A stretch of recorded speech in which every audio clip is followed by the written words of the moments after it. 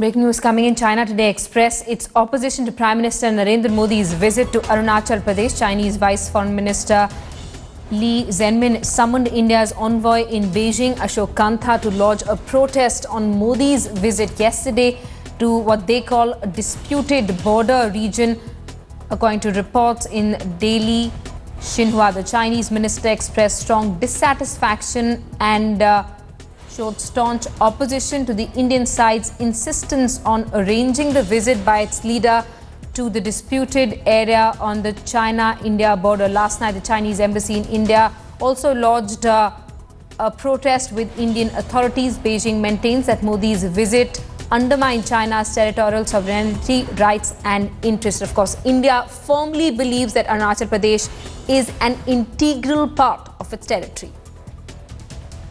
Let's get a word from Maha Siddiqui, who's with us on the phone line. Maha, Arunachal Pradesh once again coming as a major issue between China and India. Chinese authorities now lodging a protest against Modi's visit to the state.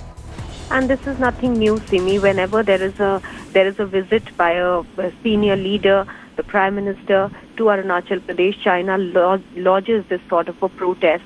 Let us understand the whole issue, Simi. They are trying to create new facts on the ground, is what sources have always held, the Indian officials have always held, which means that they try to create a dispute and then offer to negotiate. So this has been an old tactic of China, something that we have seen over the past couple of years very glaringly. Now, if I can just point out that the Prime Minister is going to be visiting China in May. This has already been announced. Sushma Swaraj, the External Affairs Minister, has just been to Beijing, and at that time she had announced that the Prime Minister will be visiting in May.